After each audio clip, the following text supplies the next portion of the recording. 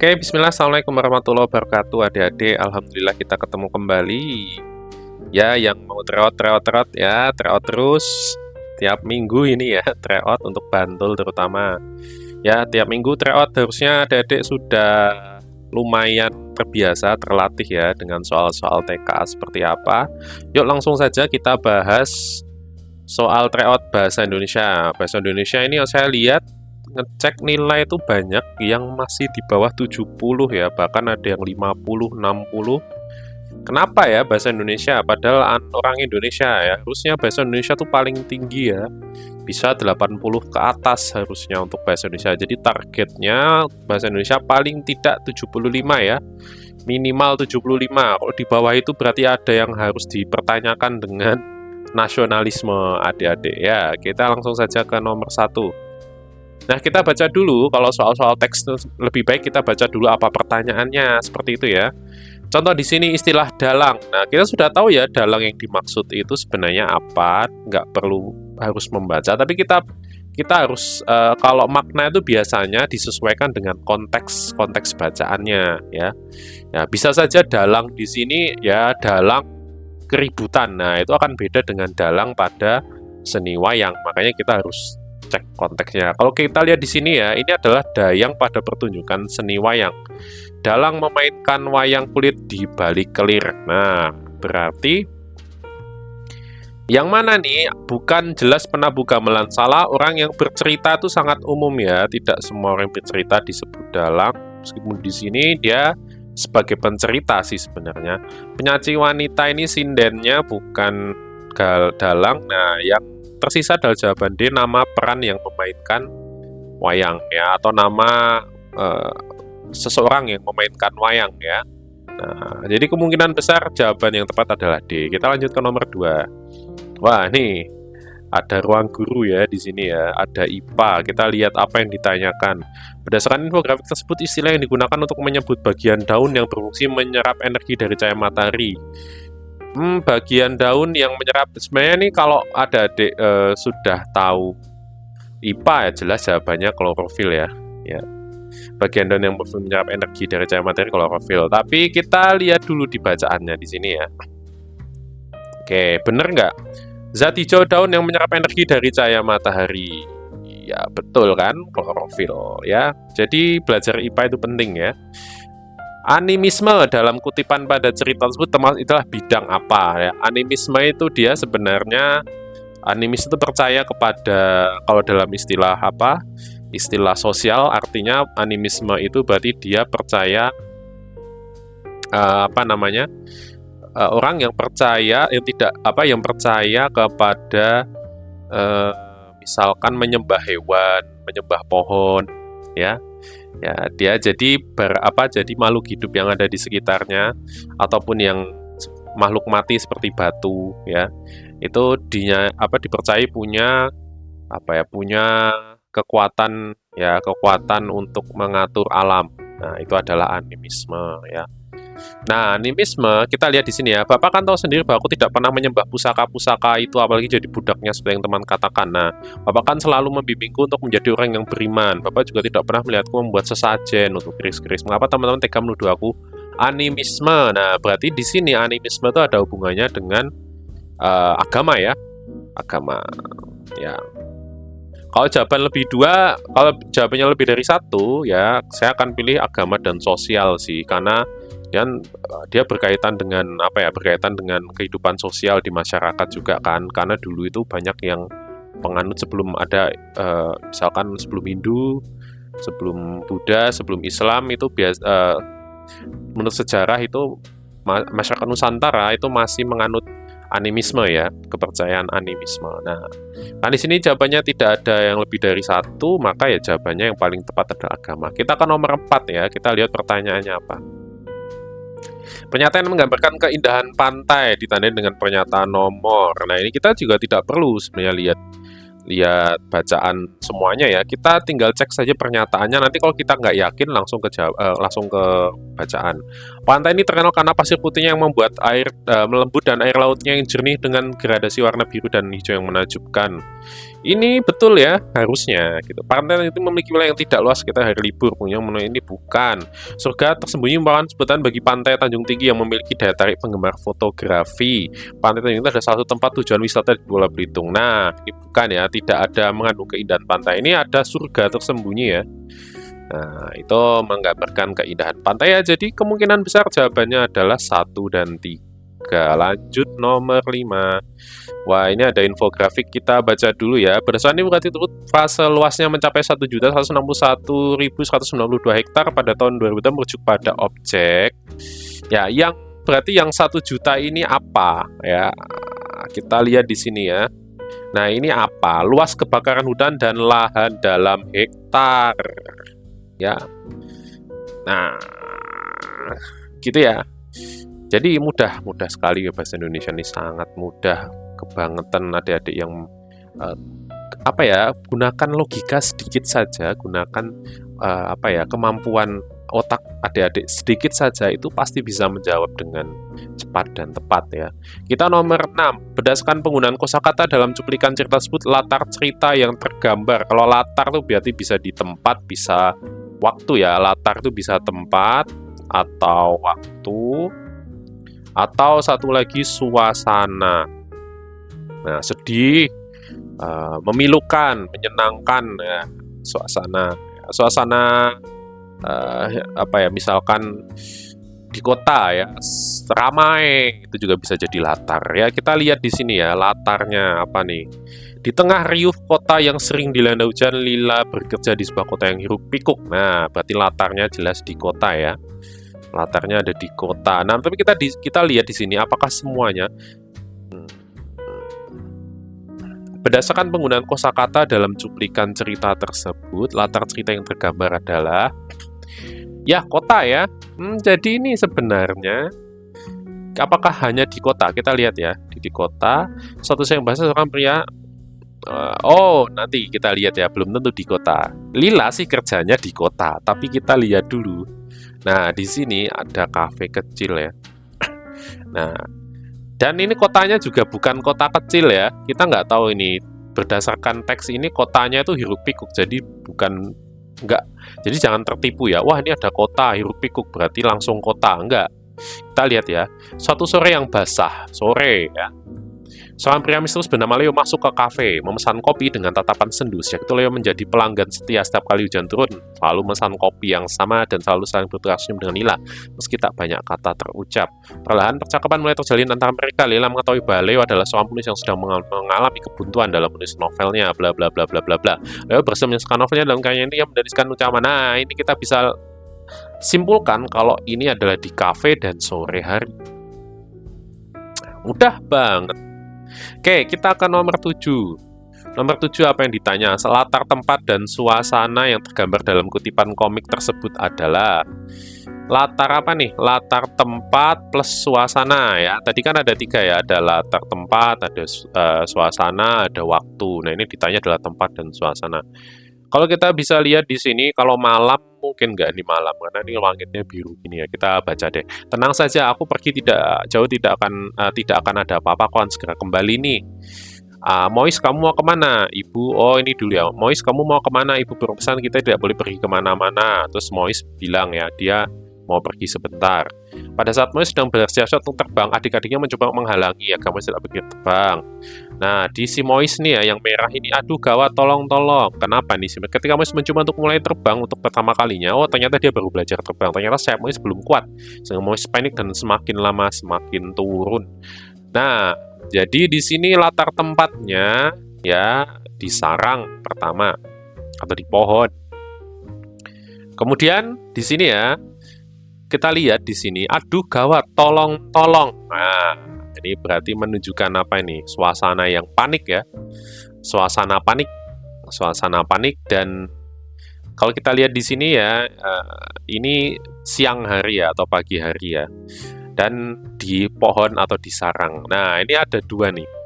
Di sarang atau di pohon. Nah, ini yang mana nih ya? Di sarang atau di pohon ya. Oke, kita lihat lagi di sini ya. Oke. Nah, kalau kita lihat di sini dari dari gambar sini, pertama dia ada di sarang. Ya, di sarang. Kemudian di sini sarangnya emang ada di pohon sih ya, sarangnya ada di pohon ya. Tapi kalau mau spesifik dia ada di sarang.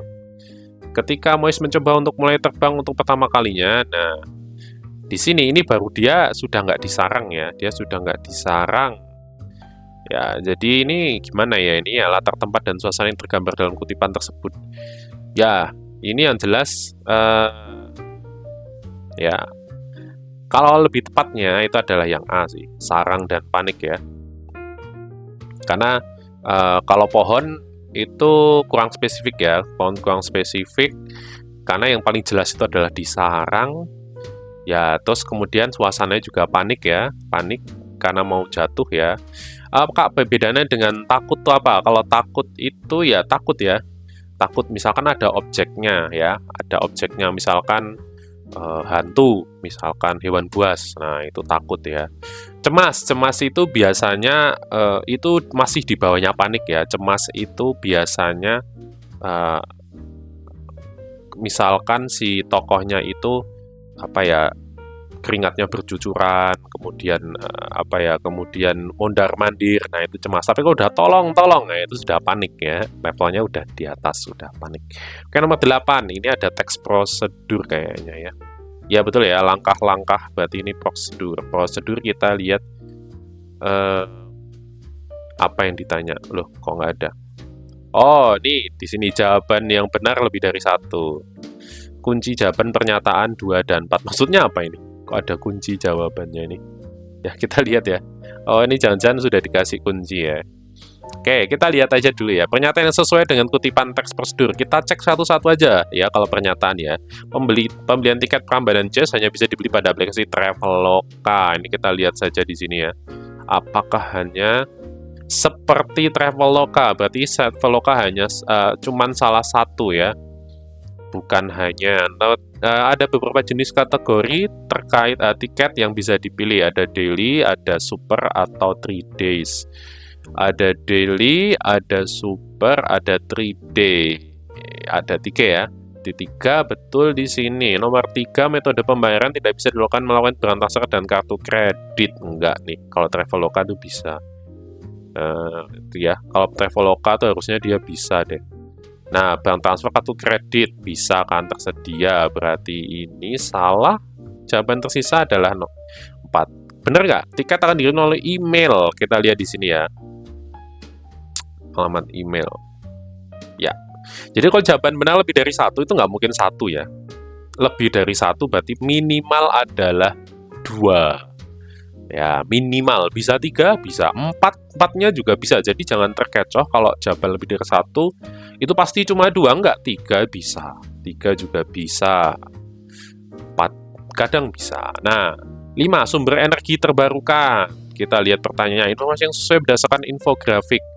Energi air menggunakan aliran air dari laut untuk menghasilkan listrik karena lebih efisien. Bener nggak, dari air laut?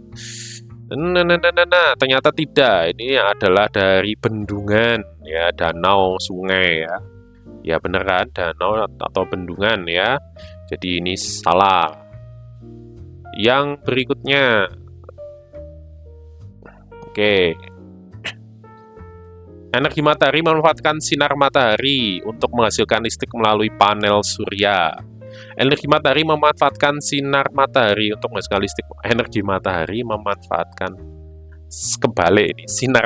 Gimana sih? Sinar matahari, energi matahari memanfaatkan sinar matahari untuk menghasilkan. Oh ya, benar sih. Energi matahari itu memanfaatkan sinar matahari untuk menghasilkan listrik melalui panel surya. Iya, harusnya ya, secara IPA harusnya benar sih. Kita lihat di sini ya. Energi matahari mana tuh yang atas ya? Memanfaatkan sinar matahari, ya benar ya. Ya udah, oke. Kita lihat jawabannya. Energi panas bumi memanfaatkan panas buatan dari dalam, bukan panas buatan, panas alami ya. Energi angin menggunakan turbin angin untuk menghasilkan listrik karena cocok untuk daerah dengan kecepatan angin yang labil. Harusnya stabil ya. Kalau labil susah. Bener nggak? Kita lihat ya. Energi angin mana nih? Biasanya stabil tuh, stabil ya. bukan labil. Labil lawan kata stabil. Oke, nomor 10. Peristiwa apa yang akhirnya meyakinkan Lira untuk menemani Elias? Nah, ini cerita cerpen ya. Peristiwa yang akhirnya meyakinkan Lira untuk menemani Elias. Elias di sini, Lira di sini ya. Oke, membawa pengharapan fajar, Elias memulai perjalanannya. Ia bertemu dengan Lira, seorang pemanah tua yang dulunya adalah penjaga hutan. Lira dengan kilau jiwa yang penuh keraguan karena kegagalan masa lalu menolak membantu. Namun Elias menunjukkan padanya bahwa keraguan itu adalah kilau jiwa yang ingin kembali percaya. Lira tersentuh dan setuju untuk menamela itu tuh. Jadi entah ya, Elias ini menunjukkan pada bahwa keraguan adalah kilau jiwa. Itu alasannya ya, untuk meyakinkan Lira ya. Elias menunjukkan bahwa keraguan Lira adalah keinginan untuk kembali percaya. Nah ini nih, mudah banget. Oke, ke nomor 11 ya. 11 ini yang ditanya adalah ide pokok. Kalau ide pokok tentu saja ada 3 macam ya. Ide pokok diambil dari kalimat utama, jadi sama saja. Jadi kita cek saja kalimat utama, terus kemudian pokoknya apa. Bedanya apa dengan kalimat utama? Kalimat utama itu plek-ketiplek dengan kalimat yang ada di teks. Kalau ide pokok itu inti saja. Ide pokok adalah inti dari kalimat utama. Nah, kalimat utama itu dibagi jadi 3 ya. Yang pertama adalah deduktif ya. Deduktif itu yang ada di awal. Jadi kalimat utamanya ada di awal, kemudian dijabarkan dengan kalimat penjelas.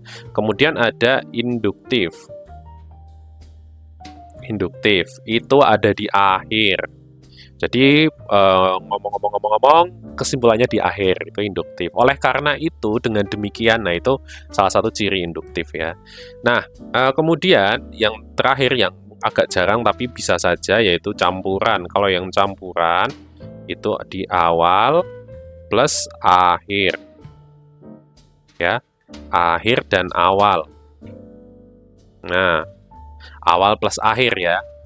Nah, kita lihat di sini, kita baca dulu teksnya. Minangkabau yang terletak di Sumatera Barat sering dianggap sebagai ibu pertiwi kebudayaan Indonesia. Nah, ini kemungkinan adalah kalimat utamanya ya.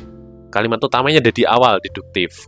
Kita lihat kalimat terakhirnya ya. Pada budaya Minangkabau kemudian memiliki basis dasar bla bla bla bla. Nah, tidak ada kata-kata oleh karena itu, dengan demikian maka dari itu berarti ini kemungkinan ada di awal ya. Nah, berarti pasti ide pokoknya nanti ngambil inti dari kalimat yang ada di awal nih ya. Ada ibu pertiwi ya, dianggap sebagai ibu pertiwi kebudayaan Indonesia. Kita lihat di sini ya. Tantangan signifikan terdapat kebudayaan Minangkabau ya. Alasan Minangkabau sebagai ibu pertiwi kebudayaan Indonesia. Alasan Minangkabau sebagai ibu pertiwi. Nah, di sini ada anggapan Minangkabau ibu pertiwi. Jangan terkecoh ya, ada anggapan atau alasan. Karena di sini adalah dianggap, berarti anggapan yang betul. Oke ya, mudah banget kita. Oke, saya minum dulu sebentar, nanti kita lanjut ke nomor berikutnya.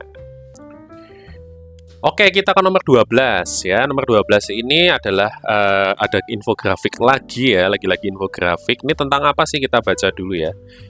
Berdasarkan data sistem infografik pengelolaan sampah SIP-SN Kementerian Lingkungan Hidup, dan pada 2023 sampah rumah tangga menjadi penyumbang terbesar dengan persentase menjadi sampai 60%. Angka ini melampaui sampah yang berasal dari pasar yang hanya 11,63%. Berarti ini perbandingan komposisi sampah rumah tangga dengan pasar ya, jauh lebih gede rumah tangga ternyata. Nah, kita lihat di sini ya, rumah tangga paling gede. Berarti ini pokok permasalahan ya.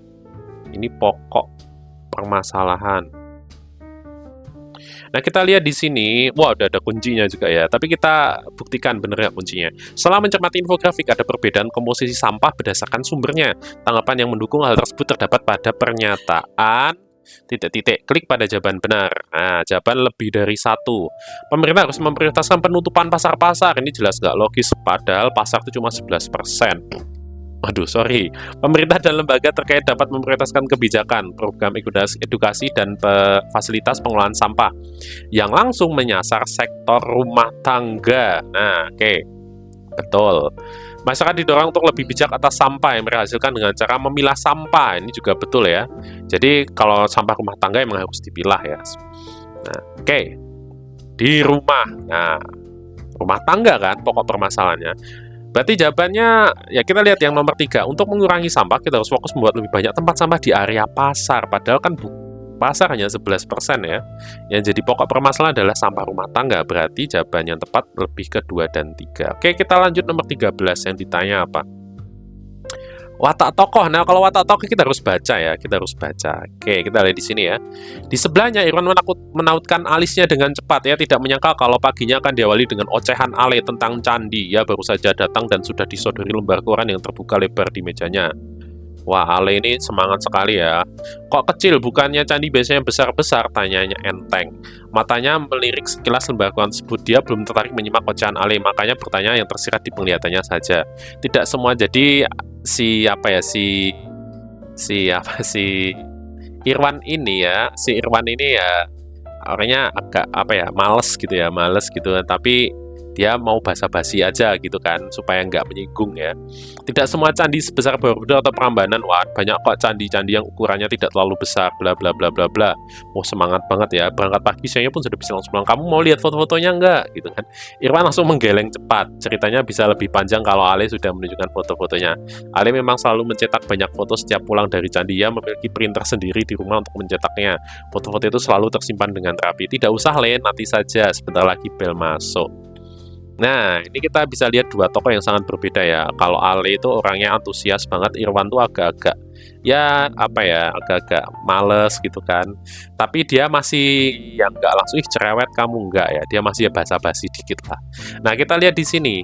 Irwan tidak peduli bersemangat. Nah, yang bersemangat ini adalah si Ale, bukan si Irwan. Ale antusias, bagus, suka berbagi pengalaman. Ya, betul. Ya, buktinya dia nunjukin foto-foto liburannya dia. Irwan, basa-basi tidak tertarik. Nah, ini juga betul ya.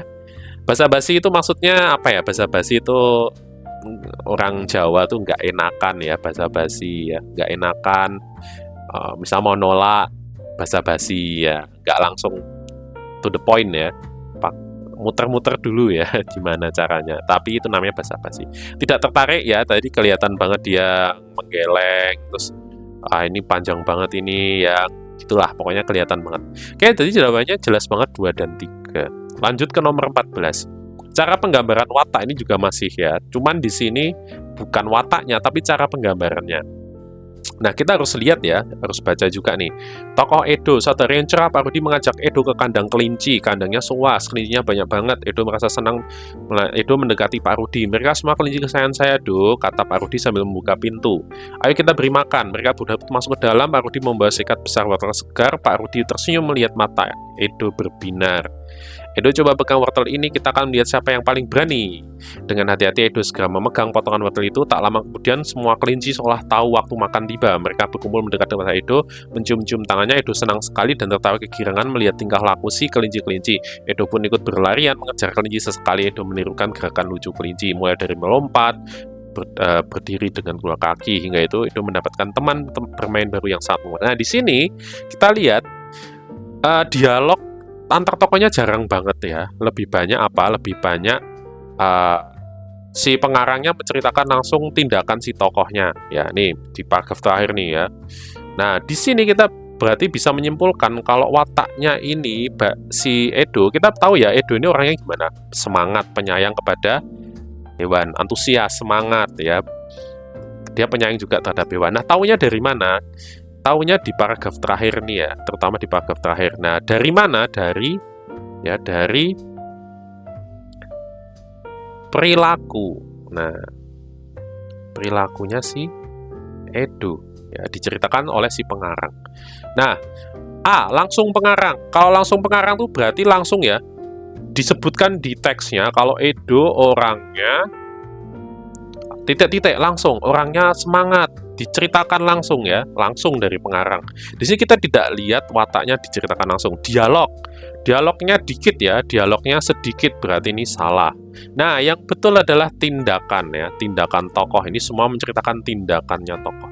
Jalan pikiran tuh berarti misalkan argumen, pendapat ya. Oh, dari pendapatnya si tokoh nih kita tahu kalau tokoh ini tuh orangnya logis. Nah, misalkan kayak gitu.